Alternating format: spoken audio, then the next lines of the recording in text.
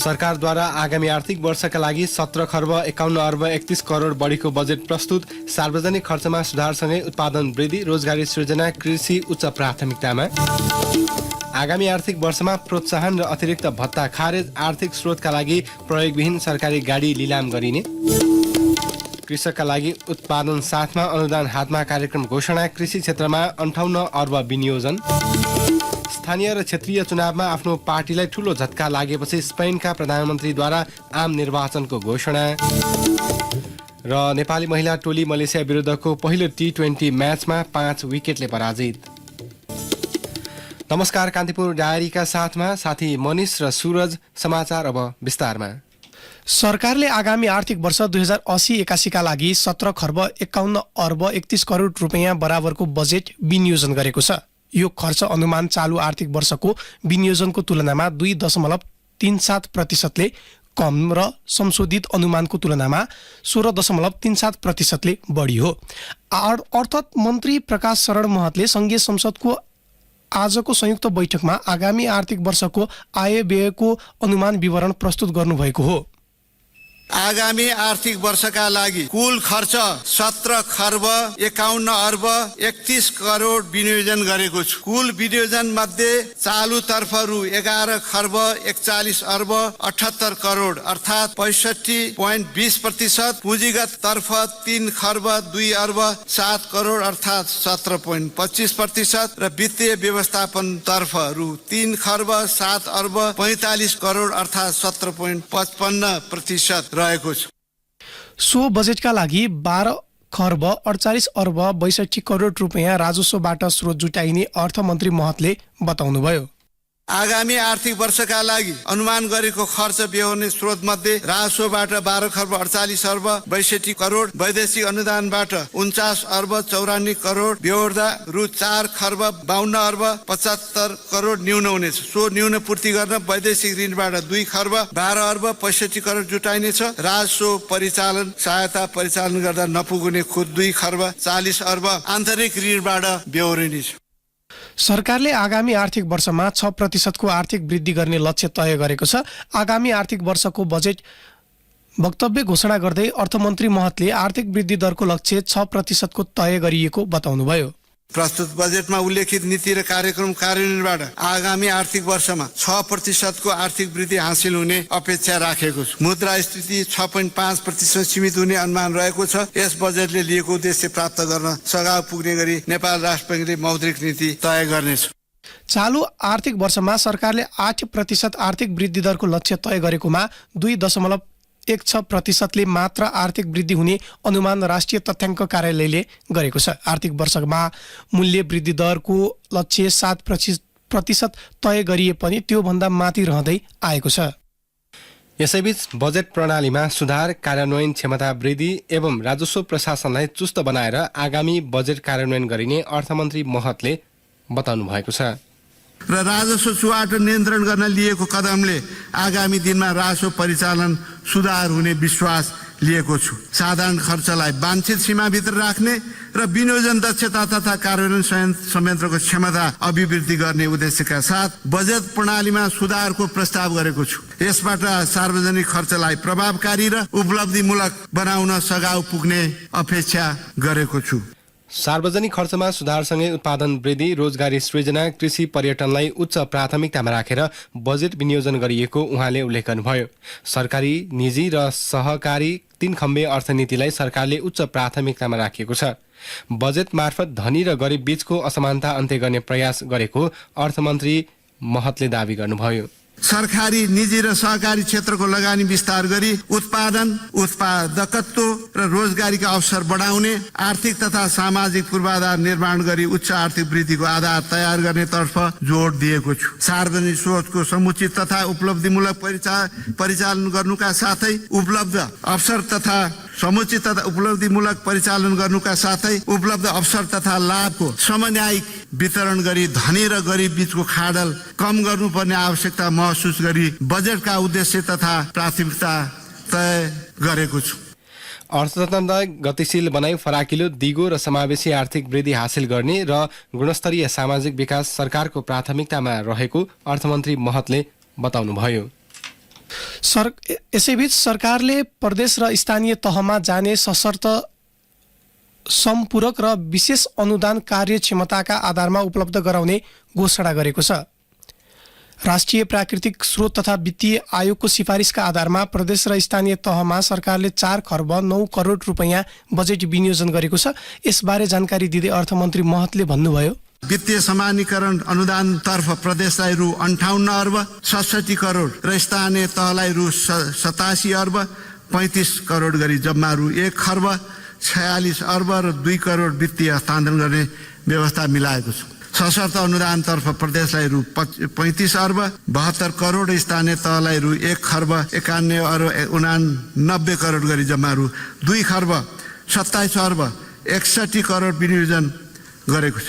समपूर्वक अनुदानतर्फ प्रदेशलाई रु 6 अर्ब 22 करोड, स्थानीय तहलाई रु 7 अर्ब 5 करोड गरी जम्मा रु 13 अर्ब 27 करोड विनियोजन गरेको छ। विशेष अनुदानतर्फ प्रदेश र स्थानीय तहलाई क्रमशः रु 4 अर्ब 46 करोड र 8 अर्ब 73 करोड विनियोजन गरेको छ। राजस्व बाँडफाँडबाट प्रदेश र स्थानीय तहमा जम्मा रु 1 खर्ब 73 अर्ब र 92 करोड रकम हस्तान्तरण हुने अनुमान गरेको छ। यसका लागि राजस्व बाँडफाँडबाट प्रदेश र स्थानीय तहमा 1 खर्ब 93 अर्ब 92 करोड रुपैयाँ रकम हस्तान्तरण हुने अनुमान गरिएको डाक्टर महतले बताउनुभयो। सरकारले सबै प्रकारका प्रोत्साहन, अतिरिक्त समय लगायतका भत्ता खारेज गरेको छ। अर्थमन्त्री महतले स्रोतमा परेको चापलाई मध्यनजर गर्दै प्रोत्साहन, अतिरिक्त समय लगायतका भत्ता खारेज गरिने बताउनु भएको हो। सरकारी कार्यालय र सार्वजनिक संस्थानका लागि नयाँ सवारी साधन र फर्निचर तथा फर्निसिङ खरिद नगरिने समेत उहाँले घोषणा गर्नुभयो। आगामी आर्थिक वर्षमा अत्यावश्यक बाहेकका नयाँ भवन निर्माण नगरिने बजेटमा उल्लेख गरिएको छ। सरकारबाट अनिवार्य रूपमा प्रतिनिधित्व गर्नुपर्ने बाहेक अन्य वैदेशिक भ्रमणलाई निरुत्साहित गरिने समेत बजेटमा उल्लेख गरिएको छ। यस्तै सबै सरकारी सेवा, नियामक निकाय र सार्वजनिक संस्थानमा आगामी आर्थिक वर्ष नयाँ संरचना र दरबन्दी सृजना नगरिने भएको छ। सरकारी निकायमा रहेका पुराना र प्रयोगविहीन सवारी साधन लगायतका साधन 6 महिनाभित्र लिलाम गरिने अर्थमन्त्री महतले घोषणा गर्नुभएको छ। अनुसन्धान, नवप्रवर्धन र आविष्कारका लागि छुट्टै कोष। सरकारले कुल बजेटको 1% बजेट अनुसन्धान, नवप्रवर्तन र आविष्कारका लागि विनियोजन गर्ने निर्णय गरेको छ। आगामी आर्थिक वर्षको बजेट सार्वजनिक गर्दै अर्थमन्त्री प्रकाश शरण महतले कुल बजेटको 1% बजेट अनुसन्धान, नवप्रवर्तन र आविष्कारको क्षेत्रमा विनियोजन गरेको बताउनु भएको हो। सरकारले 1 अर्बको नवप्रवर्तन कोष स्थापना गर्ने र त्यसका लागि कार्यविधि समेत निर्माण गरिने मन्त्री महतको भनाइ छ। अनुसन्धान, नवप्रवर्धन र आविष्कारका लागि छुट्टै कोष स्थापना गर्न 1 अर्ब विनियोजन गरेको छु। सरकारका विभिन्न निकायबाट हुने अनुसन्धान, नवप्रवर्धन र आविष्कार सम्बन्धी कार्यक्रमलाई यसमा आबद्ध गर्दै लगिनेछ। प्रदेश र स्थानीय तहलाई यस कोषमा रकम जम्मा गर्न प्रोत्साहित गरिनेछ। नवप्रवर्तन, आविष्कार, अनुसन्धान सम्बन्धी कार्यमा समन्वय र सहजीकरण गर्न शिक्षा, विज्ञान तथा प्रविधि मन्त्रालय छुट्टै इकाइ स्थापना गरिनेछ। मुलुकमा नवप्रवर्तन र उद्यमशीलता प्रवर्धन गर्न स्टार्टअप इको सिस्टम विकास गरिनेछ। उद्यमशील सोच र संस्कृतिको विकास एवं उद्यमशील सोचलाई व्यवसायमा रूपान्तरण गर्न काठमाडौँमा इन्क्युबेसन सेन्टर सञ्चालन गरिनेछ। भेन्चर क्यापिटल र प्राइभेट इक्विटी फन्डलाई स्टार्टअप व्यवसायमा लगानी गर्न प्रोत्साहित गरिनेछ। सरकारले नयाँ कम्पनी दर्ता र पुँजी वृद्धि गर्दा कुनै शुल्क तथा दस्तुर नलाग्ने घोषणा गरेको छ। अर्थमन्त्री महतले अनलाइनबाटै कम्पनी दर्ता र खारेजी प्रक्रिया गर्ने व्यवस्था गरिने उल्लेख गर्नुभयो। नयाँ कम्पनी दर्ता गर्दा र कम्पनीको पुँजी वृद्धि गर्दा शुल्क लाग्दै आएकोमा अबदेखि कुनै पनि शुल्क र दस्तुर नलाग्ने व्यवस्था मिलाइनेछ। न्यूनतम 100 रुपियाँ मात्र अधिकृत पुँजी घोषणा गरेर पनि कम्पनी खोल्न सक्ने कानुनी व्यवस्था गरिनेछ। अनलाइनबाट नै कम्पनी दर्ता र खारेजी गर्न सकिने गरी प्रक्रियालाई सरल र पारदर्शी बनाइनेछ। वैदेशिक लगानीको न्यूनतम सीमा पुनरावलोकन गर्ने घोषणा बजेटमा गरिएको छ। अर्थमन्त्री महतले न्यूनतम सीमा पुनरावलोकन गरी क्षेत्रगत सीमा तोकिने बताउनु भएको हो। वैदेशिक लगानी सम्बन्धी कानुनी तथा नीतिगत स्थायित्व कायम गरिनेछ। प्रत्यक्ष विदेशी लगानी स्वीकृत प्रक्रियालाई सरल र स्वचालित बनाइनेछ। वैदेशिक लगानीको न्यूनतम सीमा पुनरावलोकन गरी क्षेत्रगत रूपमा सीमा तोकिनेछ। सूचना प्रविधि उद्योगमा वैदेशिक लगानीको सीमा हटाइनेछ। न्यूनतम पुँजीको सीमा हटाइनेछ।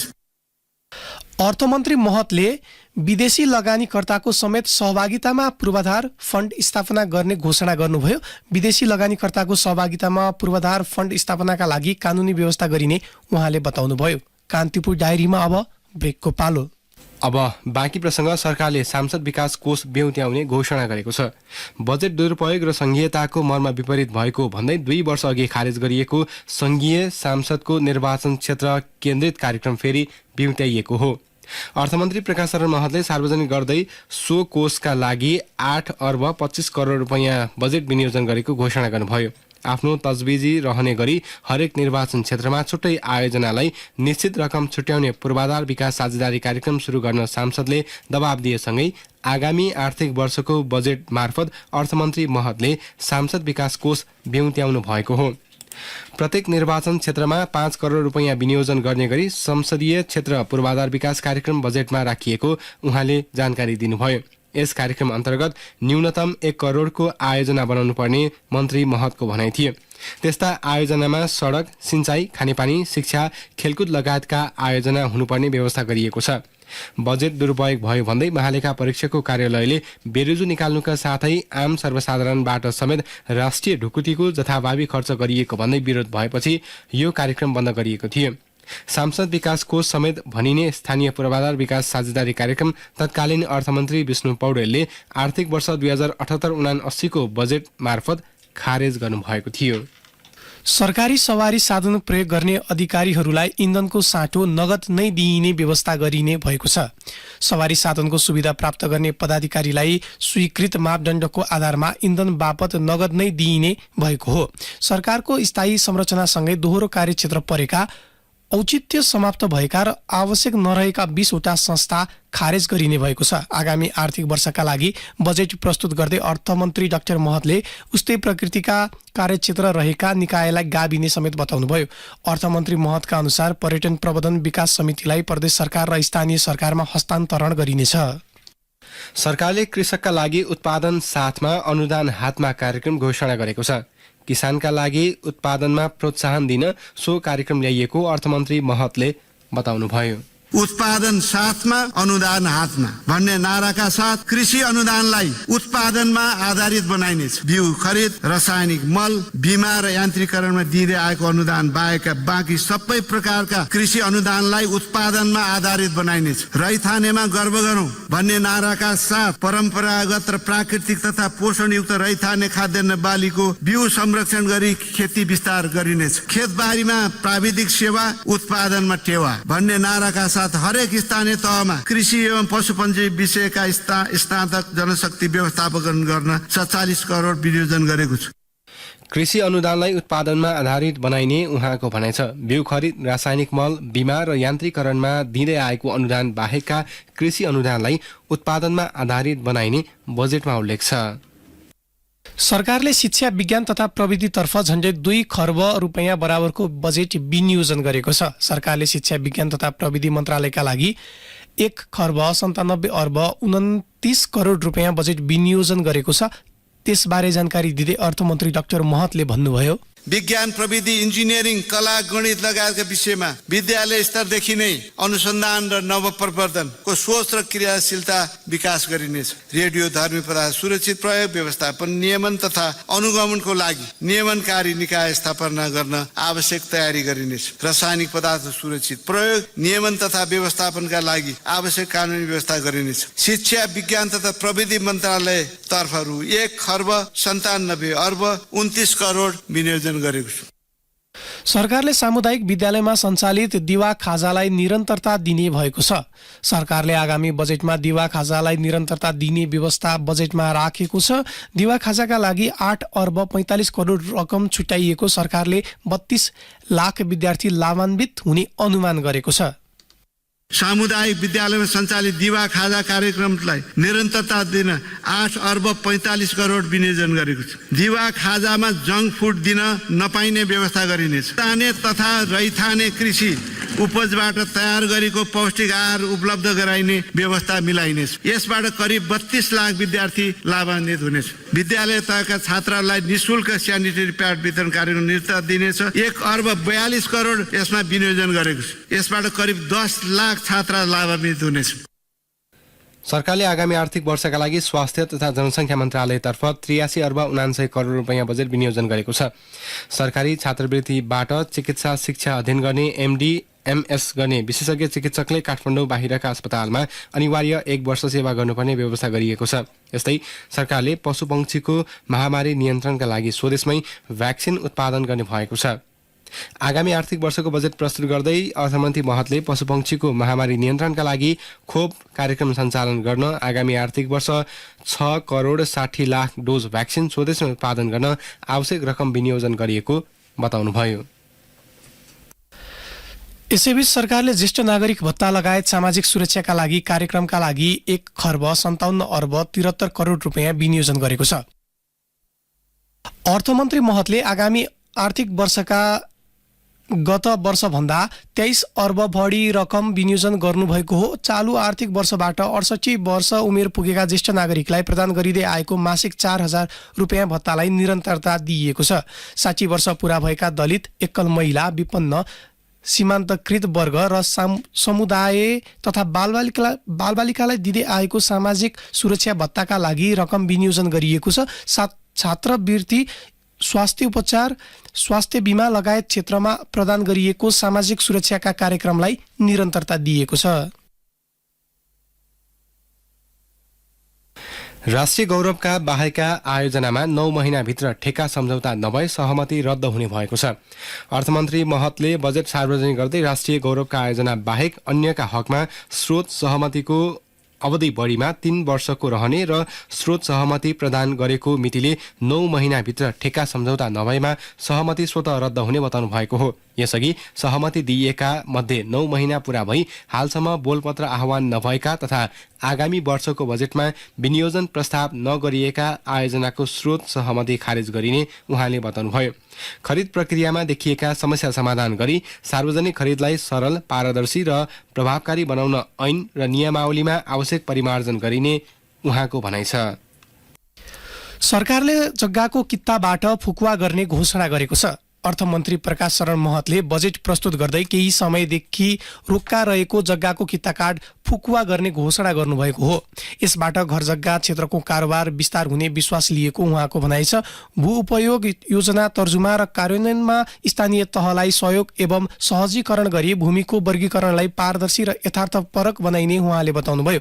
वैज्ञानिक आधारमा जमिनलाई खेतीयोग्य र अन्य प्रयोजनमा वर्गीकरण गरिने व्यवस्था मिलाइनेछ। सरकारले आगामी आर्थिक वर्षका लागि पर्यटन, संस्कृति पर्यटन तथा नागरिक उड्डयन मन्त्रालयतर्फ 11 अर्ब 96 करोड रुपियाँ बजेट विनियोजन गरेको छ। पर्यटकीय गन्तव्यको प्रचार प्रसार र अन्तर प्रदेश हवाई सेवा विस्तार गर्न प्रोत्साहित गर्ने सरकारले जनाएको छ। अर्थमन्त्री महतले 8 विमानस्थल स्तरोन्नतिका लागि हवाई यातायातलाई सहज र सर्वसुलभ बनाइने बताउनुभयो। गौतम बुद्ध र पोखरा अन्तर्राष्ट्रिय विमानस्थलबाट उडान भर्ने अन्तर्राष्ट्रिय वायु सेवा कम्पनीहरूलाई सहुलियत दिने उहाँको भनाइ छ।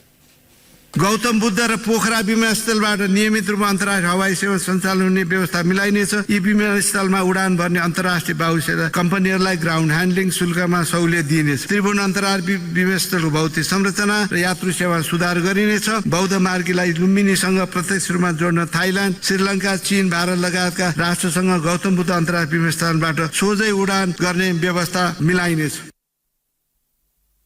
दुर्गम क्षेत्रमा उडान भर्ने हवाई कम्पनीलाई सहुलियत दिई हवाई यातायात सुविधालाई सहज र सुलभ बनाइने समेत सरकारले घोषणा गरेको छ। यसैबीच सरकारले आगामी आर्थिक वर्षमा ढुङ्गा गिटी निकासी गर्ने तयारी गरेको छ। अर्थमन्त्री प्रकाश शरण महतले आगामी वर्षको बजेट सार्वजनिक गर्दै नदीजन्य पदार्थ निकासीका लागि आधार तयार गर्ने बताउनु भएको हो। हाल देशका विभिन्न नदीबाट प्रारम्भिक वातावरणीय परीक्षण गरेर स्थानीय तहले ढुङ्गा गिटी निकाल्दै आएका छन्। यस्तै सरकारले श्रम रोजगार तथा सामाजिक सुरक्षा मन्त्रालयका लागि आगामी आर्थिक वर्षका लागि 8 अर्ब 8 करोड रुपैयाँ बजेट विनियोजन गरेको छ। अर्थमन्त्री महतले स्वदेशमा रोजगारी सिर्जना सरकारको उच्च प्राथमिकतामा परेको बताउनुभयो। श्रम मन्त्रालयका चालु आर्थिक वर्षमा 9 अर्ब 13 करोड रुपैयाँ बजेट विनियोजन गरिएको थियो। आगामी आर्थिक वर्षका लागि भने करिब 1 अर्ब बजेट घटाइएको छ।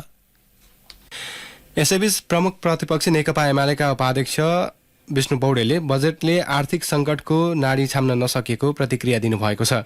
अर्थमन्त्री प्रकाश शरण महतले संघीय संसदको संयुक्त सदनमा प्रस्तुत गर्नुभएको बजेटमाथि प्रतिक्रिया दिँदै उहाँले मुलुकको आर्थिक समस्या र चुनौती एकातर्फ बजेट अर्कोतर्फ रहेको बताउनुभयो। 17 खर्ब 51 अर्बको बजेटमा स्रोत व्यवस्थापनको सुनिश्चितता नै नभएको उहाँको दाबी छ। मुलुकमा आवश्यक नै नभएको हरेक क्षेत्रको लागि संसदीय क्षेत्र पूर्वाधार विकास कार्यक्रमको व्यवस्था राख्नु गलत भएको उहाँको भनाइ थियो। कान्तिपुर डायरीमा पुनः ब्रेकको पालो। ब्रेकपछि कान्तिपुर डायरीमा अब आर्थिक प्रसङ्ग। सरकारले किसानलाई रासायनिक मलमा अनुदान दिन 30 अर्ब रुपैयाँ विनियोजन गरेको छ। अर्थमन्त्री प्रकाश शरण महतले संघीय संसदमा आगामी आर्थिक वर्षको बजेट प्रस्तुत गर्दै मलमा अनुदान दिन 30 अर्ब रुपैयाँ विनियोजन गरिएको बताउनुभयो। सो रकम यस आर्थिक वर्ष विनियोजन गरिएको भन्दा दोब्बर हो। रासायनिक मल खरिद प्रक्रियामा सुधार गरी समयमै आपूर्ति सुनिश्चित गरिने मन्त्री महतले बताउनुभयो। मल आपूर्तिलाई व्यवस्थित र पारदर्शी बनाइने पनि सरकारले घोषणा गरेको छ। स्वदेशमै रासायनिक मल कारखाना स्थापना गर्न विस्तृत परियोजना प्रतिवेदन तयार गरी सार्वजनिक निजी साझेदारीमा लगानी बोर्ड मार्फत काम अघि बढाइने सरकारले बजेट भाषणमा उल्लेख गरेको छ। किसानले समयमै रासायनिक मल नपाउने नेपालको पुरानै समस्या हो। सरकारले स्वदेशमै मल कारखाना खोल्ने बताउँदै आए पनि कार्यान्वयन भने हुन सकेको छैन। कान्तिपुर डायरीमा अब अन्तर्राष्ट्रिय प्रसङ्ग। स्पेनका प्रधानमन्त्री पेड्रो स्यान्चेजले स्थानीय र क्षेत्रीय चुनावमा आफ्नो पार्टीलाई ठूलो झट्का लागेपछि जुलाई 23 का लागि प्रारम्भिक आम निर्वाचनको आह्वान गर्नुभएको छ। राष्ट्रका नाममा सम्बोधन गर्दै स्यान्चेजले संसद भङ्ग गर्ने आफ्नो निर्णयबारे राजा फिलिप छैठौँलाई जानकारी गराएको बताउनुभयो। उहाँको दल स्पेनिस समाजवादी वर्कर्स पार्टी र सहयोगी पोडेमोसले चुनावको क्रममा मैदान गुमाएको एक दिनपछि प्रधानमन्त्री स्यान्चेजको यस्तो भनाइ सार्वजनिक भएको हो। स्थानीय र क्षेत्रीय चुनावको नतिजा हेरेर निर्णय लिइएको उहाँले बताउनु भएको छ। स्यान्चेजले यसअघि आफ्नो 4 वर्षको कार्यकाल पूरा गर्ने बताउनु भएको थियो। अब खेल प्रसङ्ग। नेपाली राष्ट्रिय महिला क्रिकेट टोली मलेसिया विरुद्धको पहिलो T20 अन्तर्राष्ट्रिय खेलमा 5 विकेटले पराजित भएको छ। मलेसियामा भएको खेलमा टस हारेर पहिले ब्याटिङ गरेको नेपालले 16.5 ओभरमा अल आउट हुँदै 50 रन जोडेको थियो। नेपालका लागि डेब्यू खेलाडी सम्झना खड्काले 13 तथा ज्योति पाण्डेले 11 रन बनाउनु बाहेक अन्यले सन्तोषजनक प्रदर्शन गर्न सकेनन्। जवाफमा उत्रिएको मलेसियाले 13.2 ओभरमा 5 विकेट गुमाउँदै लक्ष्य भेटाएको हो। सिरिजको दोस्रो खेल भोलि हुनेछ। सरकारले कीर्तिपुरको त्रिवी क्रिकेट मैदानलाई अन्तर्राष्ट्रिय स्तरको क्रिकेट मैदानका रूपमा विकास गर्ने घोषणा गरेको छ। सरकारले बजेट मार्फत त्रिवी क्रिकेट मैदानलाई अन्तर्राष्ट्रिय स्तरको क्रिकेट रङ्गशालाको रूपमा विकास गर्दै थप 4 वटा रङ्गशाला निर्माण गर्ने जनाएको हो। यस्तै विराटनगरमा गिरिजा प्रसाद कोइराला क्रिकेट रङ्गशाला, बैतडीमा दशरथ चन्द क्रिकेट रङ्गशाला, कैलालीमा फाप्ला क्रिकेट रङ्गशाला र काठमाडौँमा सुवर्ण शमशेर क्रिकेट रङ्गशाला निर्माण गरिने भएको छ। सन् 1996 मा नेपालले अन्तर्राष्ट्रिय क्रिकेट परिषद ICCबाट एसोसिएट सदस्यता पाएपछि नेपाल क्रिकेट सङ्घ क्यानले तत्कालीन कार्यसमितिको कीर्तिपुर स्थित त्रिभुवन विश्वविद्यालयको हाताभित्र सो मैदान बनाएको थियो। अवस्था यिनै प्रसङ्गसँगै कान्तिपुर डायरीका आजका सम्पूर्ण बुलेटिन यही सकिन्छ। भोलि बिहान 6:30 बजे नियमित बुलेटिनका साथमा उपस्थित हुने नै छौँ। तबसम्मका लागि न्युज डेस्कका सम्पूर्ण सहकर्मीसँगै मनिष र सुरज पनि बिदा हुन्छ।